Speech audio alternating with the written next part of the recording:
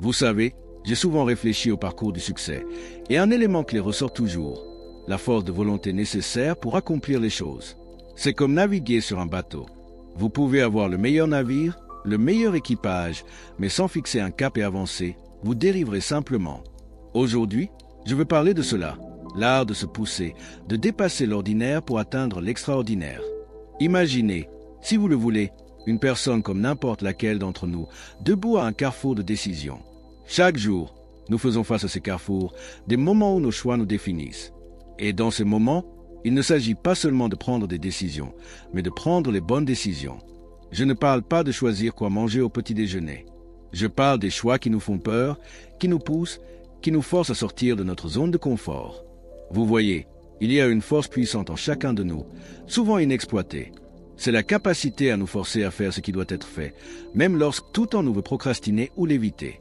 Pensez à la dernière fois où vous ne vouliez vraiment pas faire quelque chose.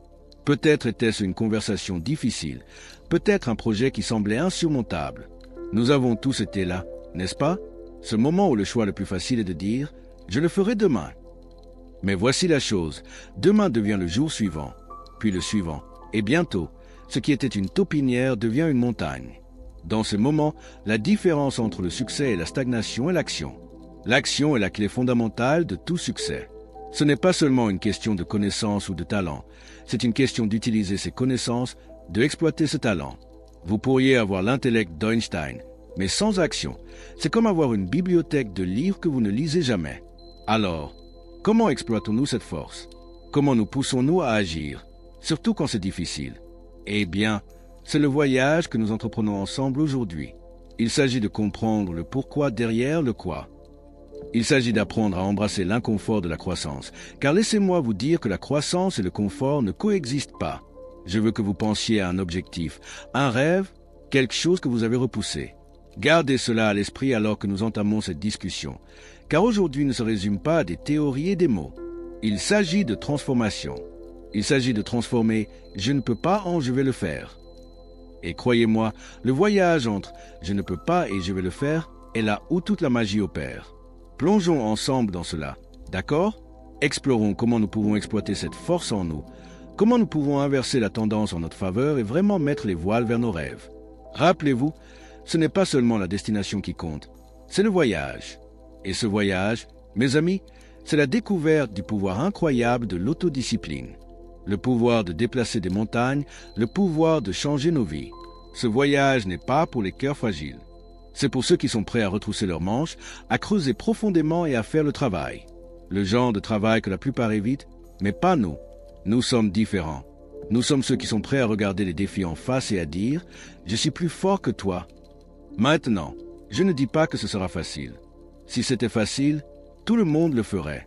Mais je vous promets que cela en vaudra la peine, car de l'autre côté de la discipline, de l'autre côté de ce travail acharné, se trouve la vie dont vous avez toujours rêvé. Une vie où vous êtes le maître de votre destin, pas la victime de vos circonstances. Entamons cette aventure ensemble avec un esprit ouvert et un cœur disposé. Engageons-nous envers nous-mêmes, envers nos rêves, envers le voyage de nous forcer à accomplir les choses, peu importe ce qu'il en coûte. Rappelez-vous, les seules limites qui existent sont celles que nous nous imposons. Brisons ces barrières et élevons-nous à de nouveaux sommets. Il ne s'agit pas seulement de l'objectif, il s'agit de qui nous devenons en atteignant cet objectif. Il s'agit de la force que nous gagnons, de la sagesse que nous acquérons et du caractère que nous construisons. Alors, êtes-vous prêt à faire ce premier pas? Êtes-vous prêt à vous forcer à accomplir les choses? Parce que je crois que vous pouvez le faire et je crois que vous le ferez. Faisons ce voyage ensemble, pas à pas, jour après jour, jusqu'à ce que nous atteignions le sommet de notre potentiel. Le pouvoir incroyable de l'autodiscipline. L'autodiscipline, mes amis, est le moteur silencieux qui conduit au succès. C'est la force intérieure qui nous fait sortir du lit ces matins froids où le monde semble être contre nous. C'est la force qui nous fait continuer quand tout le reste nous dit d'arrêter. Imaginez un instant un monde où chacun exerçait une autodiscipline parfaite. Imaginez des gens qui tiennent chaque promesse qu'ils se font. Imaginez les réalisations, les transformations. Maintenant, je sais ce que vous pensez. Ce monde semble idéal, peut-être trop beau pour être vrai. Mais voici le secret. Ce monde commence avec vous. Il commence au moment où vous décidez de prendre le contrôle de votre vie. L'autodiscipline, c'est prendre des responsabilités. C'est faire des choix, pas des excuses. C'est dire non aux choses qui nous nuisent et oui aux choses qui nous aident à grandir. C'est s'engager envers soi-même et tenir cet engagement. Il est facile d'être discipliné quand quelqu'un nous regarde, mais la véritable autodiscipline, c'est ce que vous faites quand personne ne regarde. Ce sont les choix que vous faites dans ces moments calmes et invisibles qui définissent vraiment qui vous êtes. Parlons maintenant des récompenses de l'autodiscipline. Ce n'est pas seulement une question de faire les choses, c'est la paix intérieure qui vient avec le fait de savoir que vous contrôlez vos actions. C'est la fierté de regarder en arrière à la fin de la journée et de réaliser que vous avez fait ce que vous aviez prévu de faire. C'est la confiance qui grandit chaque fois que vous tenez une promesse envers vous-même. Cette confiance, mes amis, est inestimable. Elle se répercute sur tous les aspects de votre vie, l'illuminant comme le soleil du matin. N'oublions pas que l'autodiscipline est aussi un défi. C'est un muscle qui a besoin d'être constamment exercé. Et comme tout muscle, il peut se fatiguer, il peut sembler tendu. Mais c'est juste un signe qu'il devient plus fort.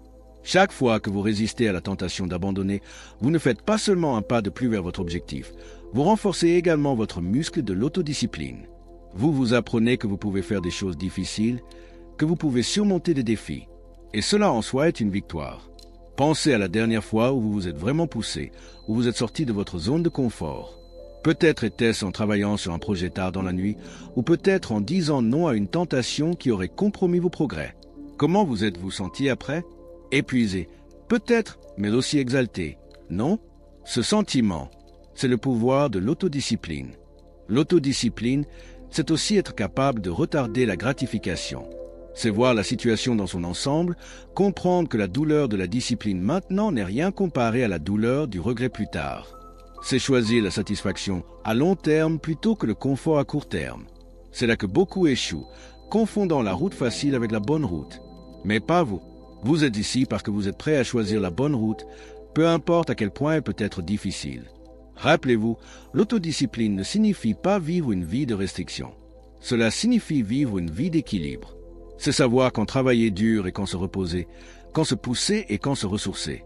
C'est écouter son corps, son esprit et son cœur. C'est une question d'harmonie.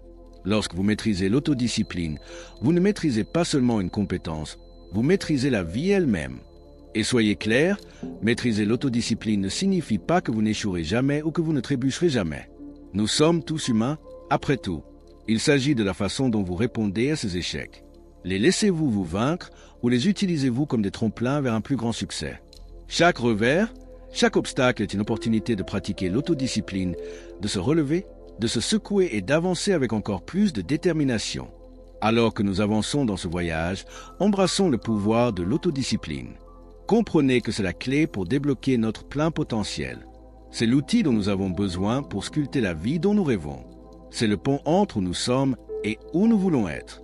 Avec l'autodiscipline, il n'y a rien que nous ne puissions accomplir, aucun rêve trop grand, aucun objectif trop lointain. Alors que nous concluons cette partie de notre discussion, je veux que vous reteniez l'idée que l'autodiscipline est votre allié, votre force et votre guide. C'est la lumière qui vous guide à travers l'obscurité, la force qui vous pousse quand la route devient difficile. Embrassez-la, nourrissez-la et regardez comment elle transforme votre vie de manière inimaginable. Continuons ce voyage avec la détermination de renforcer notre autodiscipline jour après jour, choix après choix. Ensemble, nous pouvons rendre l'impossible possible. Tournons maintenant notre attention vers un défi auquel beaucoup d'entre nous sont confrontés, les deux obstacles jumeaux que sont la procrastination et la paresse. Ce ne sont pas de simples inconvénients, ce sont des voleurs de temps, des ennemis du progrès. Ils s'infiltrent en nous, nous murmurant les doux mensonges du plus tard et du un de ces jours. Mais laissez-moi vous dire ceci, plus tard est un tueur de rêves et un de ces jours est un voleur de potentiel. La procrastination et la paresse, c'est comme des sables mouvants. Plus nous cédons, plus nous nous enfonçons et plus il devient difficile de nous en sortir. Réfléchissez Y, combien de fois avons-nous dit « Je commencerai demain » pour finalement découvrir que demain apporte son propre lot d'excuses? C'est un cycle, une boucle dangereuse qui nous fait tourner en rond et nous empêche d'avancer. Mais voici la bonne nouvelle. Tout comme nous pouvons tomber dans ce cycle, nous pouvons aussi nous en libérer. La clé? L'action. Une action immédiate et délibérée. C'est l'antidote à la procrastination, l'ennemi de la paresse. Je sais ce que vous pensez, mais c'est difficile de commencer. Et vous avez raison, c'est difficile. Commencer est souvent la partie la plus difficile. Mais rappelez-vous, le voyage de 1000 km commence par un seul pas. Il s'agit de faire ce premier petit pas. Ce n'est pas nécessairement un bond en avant, juste un pas. La magie réside dans l'élan que vous créez une fois que vous commencez. C'est comme pousser une voiture. L'effort initial demande beaucoup de force, mais une fois qu'elle commence à rouler, cela devient plus facile. Alors, comment commencer? Tout d'abord, en fixant des objectifs clairs et réalisables. Des objectifs qui nous excitent, qui allument une flamme en nous. Lorsque votre objectif est clair, votre concentration s'aiguise et la procrastination perd son pouvoir. Ensuite, divisez ces objectifs en petites tâches, si petites qu'il semble presque ridicule de ne pas les faire. Il s'agit de tromper l'esprit, de rendre la tâche si facile, si faisable, que la procrastination n'a pas de place pour s'infiltrer. Et la paresse? La paresse prospère en l'absence d'un pourquoi convaincant. Vous avez besoin d'un pourquoi si puissant, si convaincant, qui vous tire hors du confort de l'inaction. Votre pourquoi devrait être comme un phare, vous guidant à travers le brouillard de la paresse, vous rappelant la vue d'ensemble, la raison pour laquelle vous faites ce que vous faites. Mais rappelez-vous, il ne s'agit pas seulement des objectifs externes. Il s'agit aussi de vous respecter vous-même. Chaque fois que vous surmontez la procrastination, chaque fois que vous choisissez l'action plutôt que l'inaction, vous construisez votre estime de soi. Vous vous dites « Je mérite cet effort, mes rêves méritent cet effort ». Et croyez-moi, il n'y a pas de sentiment comparable à celui de se regarder dans le miroir et de savoir que vous avez tenu une promesse envers vous-même. C'est ce genre d'estime de soi qui construit des empires, qui change des vies. Parlons aussi de notre environnement. Il joue un rôle crucial dans la lutte contre la procrastination et la paresse. Entourez-vous de rappels de vos objectifs, de personnes qui vous inspirent à agir. Créez un environnement qui encourage la productivité, un environnement qui facilite le démarrage et rend plus difficile l'abandon. Rappelez-vous, notre environnement façonne souvent nos actions. Faites-en un terrain propice au succès et non à l'échec. N'oublions pas non plus le pouvoir de la routine. Une routine solide et bien structurée peut être une forteresse contre l'assaut de la procrastination et de la paresse. Lorsque vous avez une routine, vous n'avez pas besoin de gaspiller de l'énergie à décider quoi faire ensuite. C'est déjà prévu pour vous. Cela libère de l'espace mental pour la créativité, pour la productivité. Surmonter ces défis ne se résume pas à la force brute. Il s'agit aussi de comprendre la cause profonde. Demandez-vous, pourquoi est-ce que je procrastine? Qu'est-ce que j'évite? Souvent, la procrastination est un symptôme de la peur de l'échec, la peur du succès, la peur de sortir de notre zone de confort. Affrontez ces peurs, confrontez-les, et vous verrez que la procrastination perd son emprise sur vous. Et dans ces moments où vous succombez à la procrastination ou à la paresse, ne soyez pas trop dur avec vous-même. Rappelez-vous, nous sommes tous humains. La clé est de ne pas rester dans cet état. Reconnaissez-le, apprenez-en, puis revenez à l'action avec une vigueur renouvelée. Célébrez vos victoires, aussi petites soient-elles. Chaque tâche accomplie, chaque moment de paresse surmonté est une victoire. Célébrez-les, chérissez-les, car ce sont les pierres angulaires de plus grands succès. Il devient clair que les éléments constitutifs du succès sont souvent les plus petits. Je parle des habitudes. Oui, les habitudes. Ces petites routines, ces actes quotidiens que nous faisons presque sans y penser. Elles peuvent sembler insignifiantes prises individuellement, mais cumulativement, elles ont le pouvoir de transformer nos vies. C'est là que la croissance personnelle fleurit ou se fane. Vous voyez, les habitudes sont comme les fils d'une tapisserie.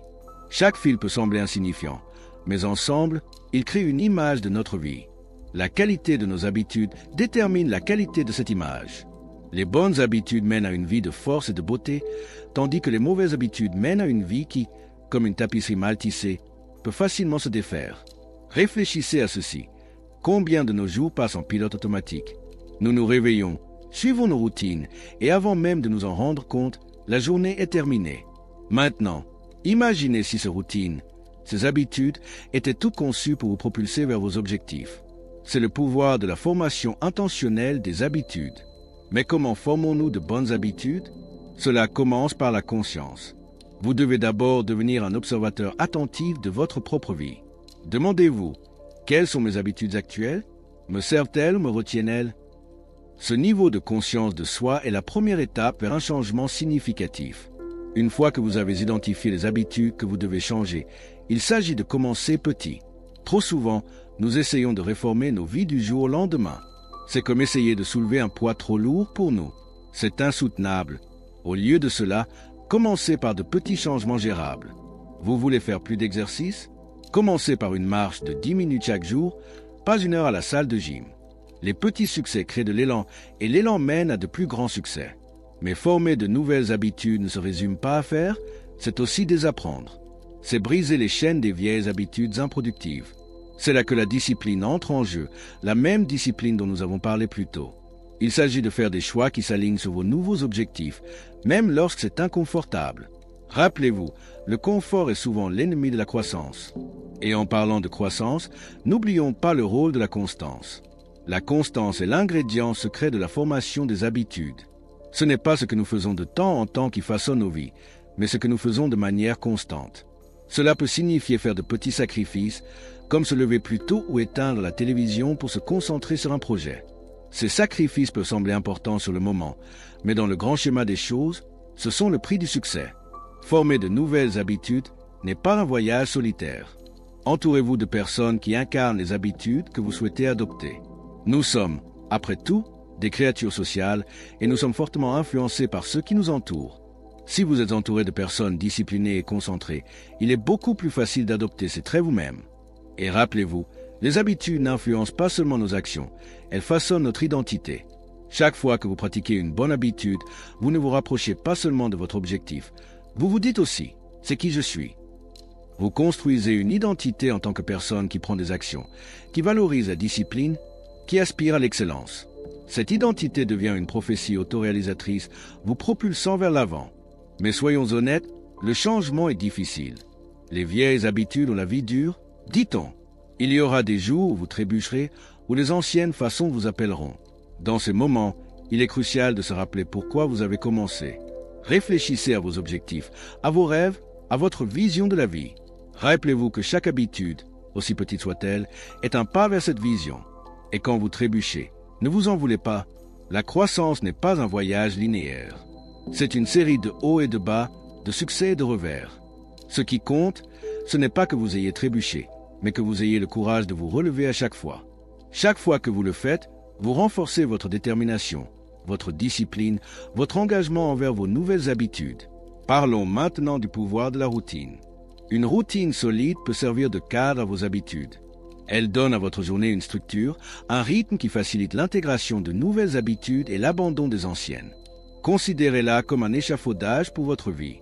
Alors que vous construisez de nouvelles habitudes, cet échafaudage vous soutient, vous guidant vers vos objectifs.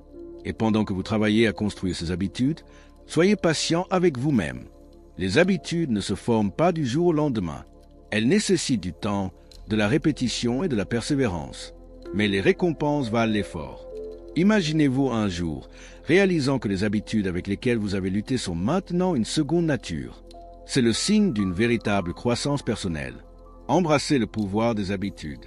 Reconnaissez-les comme les outils qu'elles sont, des outils qui peuvent nous construire ou nous détruire. Choisissons nos habitudes avec soin, cultivons-les avec attention et regardons comment elles transforment nos vies un jour à la fois. Alors que nous concluons cette partie de notre discussion, retenez cette pensée. Vos habitudes façonnent votre avenir en ce moment même. Les choix que vous faites, les routines que vous suivez, écrivent l'histoire de votre vie. Écrivons une histoire de succès, de croissance, de devenir la meilleure version de nous-mêmes. Avec les bonnes habitudes, il n'y a pas de limite à ce que nous pouvons accomplir. Continuons à construire ces habitudes, pas à pas, jour après jour, jusqu'à ce qu'elles nous mènent à la vie dont nous avons toujours rêvé.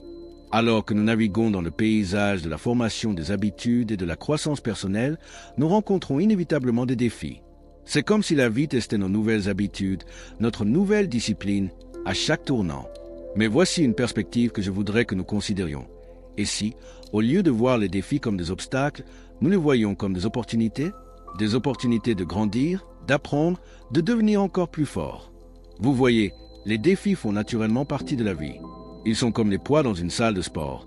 Sans les soulever, nous ne pouvons pas devenir plus forts. Lorsque nous faisons face à un défi, nous avons le choix de reculer par peur ou de l'affronter avec courage.